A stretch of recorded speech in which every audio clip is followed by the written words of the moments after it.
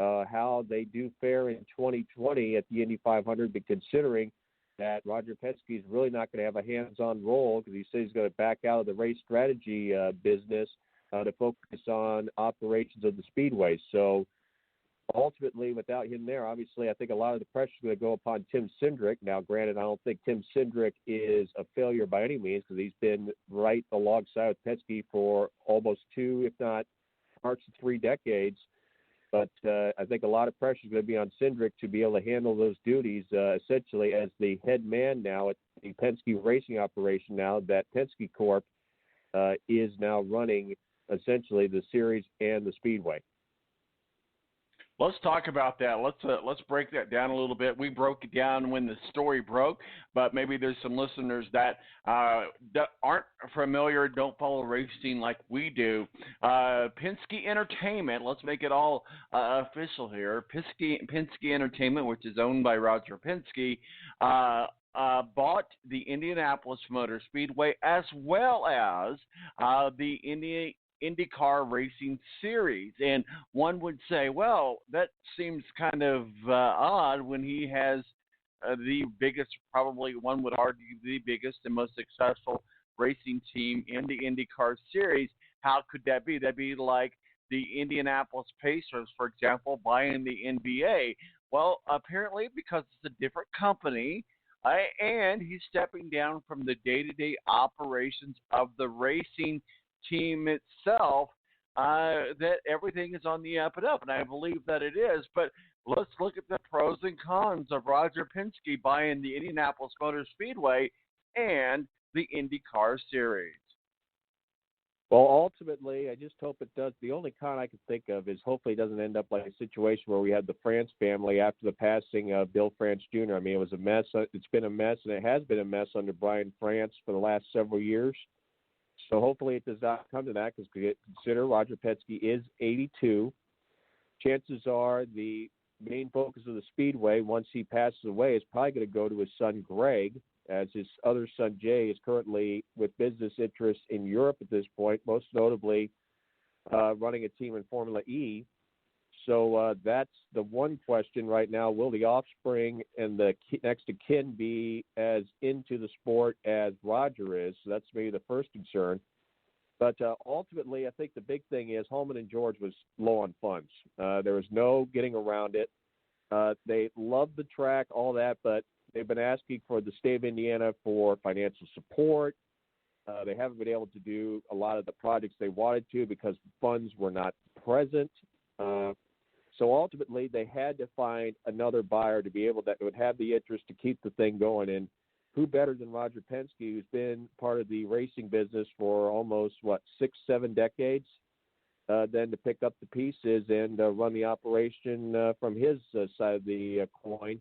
And I think they're really the only con I could have is right now is the lack of interest once Roger passes. And it turns into a mess, such as when Brian France took over NASCAR. Hopefully that doesn't happen with Greg Penske at the controls, but that's the only concern I have right now at this point about this acquisition. Well, I think a lot of people had a lot of concerns, but I think we'll see what happens. Penske obviously has a very proven track record of running successful race teams, and not only race teams, but his other multiple businesses that he has. So he's had a very good success on. Right, too. Go ahead. You cut out. I'm sorry there, buddy. Yeah, he was the head chairman for the Super Bowl 40 committee in Detroit as well. So the guy's got some business connections outside just racing, clearly. Sure, absolutely. Well, let's talk a little bit about the 2019 NASCAR season while we got you on the line here. Let's recap. Obviously, Denny Hamilton had some great opportunities there that afforded him some great wins and championships there in the NASCAR series. But talk with us a little bit about what happened in 2019 in the NASCAR series. Well, clearly Joe Gibbs Racing is the team to beat now. I think there's no question about that. My only question now is, can Hendrick Motorsports get back on its feet again? Because after this year, Jimmy Johnson supposedly is going to step back from racing. and possibly look at other things outside of NASCAR. There's been rumors he may be even thinking about an Indy 500 ride possibly in the future, if not a ride at Le Mans. But right now, I have not seen the progress from guys like William Byron or Chase Austin or Chase Elliott that tells me that they are ready to take over the mantle just yet and be championship contenders. I just don't see it right now. And until that happens, this is a team I think it's going to struggle mightily to be a front runner in the next years to come because, yeah, great guys. I mean, Alex Bowman, William Byron, Chase Elliott, but not the type of guys that are challenging for race wins and series championships. And right now, that's something that Hendrick's not used to, but I have a feeling Rick Hendrick and company may have to get used to it over the next several years because this team has not set itself up well for the future like, say, a Joe Gibbs Racing has.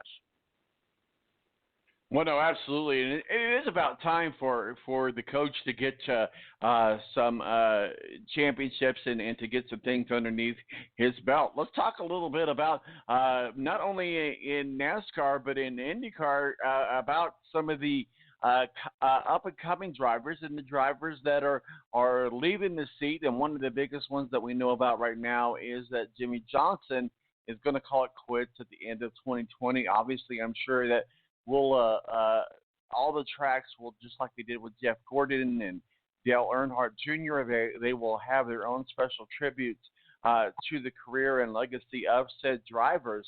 Let's talk about Jimmy Johnson. We've talked about this on the show many times, but recently over the last couple of years that Jimmy Johnson was coming to an end, and it appears that that's going to happen at the end of the 2020 season. Well, separating him from Chad Canales as his crew chief, I think, was a mistake. I think that just put him in a bad situation this year, and I think he's starting to look for it out because I think he clearly sees that Hendrick Motorsports is on a downward spin. And I could understand he doesn't want to be stuck in, essentially a dead-end team that's not making any progress down the road. So I think he's looking for it out. And I think that's why he's waited. He tried to make it work this year, and he's going to make it work. Try to make it work one more year, and then do things that he wants to do for himself and his family. I think that's a fair assumption at this point. But if you talk about teams or drivers that can topple Joe Gibbs Racing for 2020, my best bets right now are probably Kevin Harvick with Stewart-Haas Racing, this year's Brickyard 400 champion, and Brad Keselowski with Team Penske. I think of the two guys that could possibly stop Gibbs from winning another title with their dream team of drivers, not just Denny Hamlin, but Kyle Busch and Martin Truex Jr., and certainly an ever-improving Eric Jones. I think the two guys that certainly had the best chance to do it are probably Harvick and Kez at this point. Yeah, absolutely. We've been talking with Matthew Embury, WSBT up in South Bend, our official IndyCar contributor. Matthew, you're also in part of the flagship station of Notre Dame football. We're going to get into some college football and look back at 2019 in college football here in just a moment. We're going to be joined by Rick Riggin. Is darn you Logan Justice. If Logan Justice makes that extra point against Tennessee, the worst that would have happened is Indiana in the Gator Bowl goes to overtime, or they force Tennessee to try for two to win the game in regulation. That extra point just killed them last night or 2 nights ago. If not for that, they would have won the Gator Bowl and ended a drought of winning a bowl game dating back to 1991. Unfortunately, that missed extra point cost them the whole game. No, absolutely. Let's talk about Notre Dame, though. Notre Dame got shanked, if you will, as far as their bowl game. They shouldn't have been playing Iowa State. I think a lot of people agree with that. We'll be talking with Rick Riggin about that in just a few moments. But talk with us about Notre Dame Fighting Irish. And I'll go back on 2019. I had the opportunity to go to my first Notre Dame home game. It has so much fun up there. I wears me out, a lot of walking. But I tell you what, it is well worth it. Anybody and everybody should go to at least one home game at Notre Dame. It is something very, very special. Take us a look back at 2019 Notre Dame football. Well, obviously, another 10-win-plus season. They finished the year at 11-2. Now, granted, they did not get the bowl game they wanted, but I think they made a very good performance against a team that could put a lot of points on the board at Iowa State. They kept Bryce Purdy under control for the majority of the game. I'd say give them kudos for that. Looking ahead to 2020, though, there's going to be a lot of question marks. After his performance in the bowl game, is Todd Breeze going to be the new offensive coordinator? This is a guy that has very limited coaching experience. Giving him control of the players, I'd say, be a aggressive move, but I would say maybe a beneficial move since he's been in the system. He was, of course, a player under Brian Kelly during his early tenure as the head coach of Notre Dame. But then you have the other scenarios to look at the opportunities down the road. And, of course, the big thing in the play certainly is the scenario where you have, for instance, a situation where, for instance, you have to play some players on offense because Cole Kmet has decided to forego his senior season. Running back Tony Jones has done likewise. Defensive back Aloy Gilman also is going to leave after his junior season.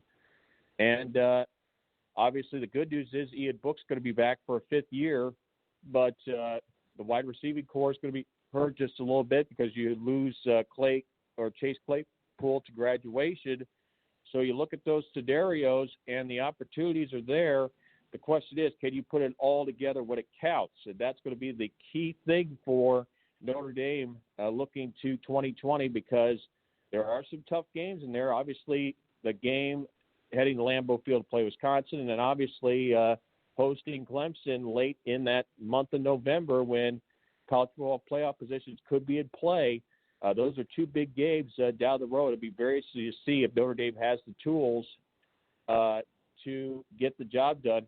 But I think right now, if you talk about a player that needs to break out for 2020, I think the guy that showed flashes of brilliance, Braden Lindsey, he's going to need to be that star player starting in 2020 for Notre Dame's offense to be successful. We've been talking with Matthew Embury, our official IndyCar contributor, also works for the flagship station, WSBT up in South Bend, of the Notre Dame Fighting Irish. Look back at 2019 in IndyCar, NASCAR, and a little bit of the Fighting Irish. We're going to move on into some college football talk. Matt, are you going to stick around with us? I got to do a few things around here, but again, follow me on Twitter at MATTEBURY. Also keeping an eye on the road for the 24. It's to see what happens with the battle with the Daytona prototypes and obviously the debut of the brand new GT Challengers, the Porsche RSR 19, and, of course, the Corvette C8R. Absolutely. Matthew Embury, WSBT up in South Bend. Thank you for joining us, and we'll catch up with you soon, sir. Anytime, Tom. Also, right around the corner, we're less than 30 days away, or right at 30 days, 31, 32 days, 30-ish days from the Daytona 500. My name is Mark Lasell, Presidente. We'll be back with Rick Riggin, our official college football contributor, to look back at college football in 2019. USA, trailer park, truck stop, Beta Little Map, Dodge, New York to LA. We were teenage dreaming, front seat leaning, baby, come give me a kiss. Put me on the cover of the Rolling Stone, uptown, down home, American kids. Growing up in little pink houses, making out on living. The Air National Guard is a reserve component of the United States Air Force and serves alongside active duty Air Force members in times of a national crisis. In addition, the Air Guard serves the state and local community in a wide range of capacities. The reason people join the Air Guard is as diverse as our members and includes such reasons as a deep desire to serve their country, money for college, travel, new job skills, and the pride that goes along with belonging to the greatest military organization in the world. I joined because I felt a calling to serve my country, but I didn't want to be far away from my family, so the Indiana Air National Guard was a perfect fit for me. With over 95 different career opportunities to choose from and 100% paid college tuition to any state-funded college, why not give us a call? Call 1-800-841-3103 or visit online at goang.com to find out more. Again, that's 1-800-841-3103. the Air National Guard.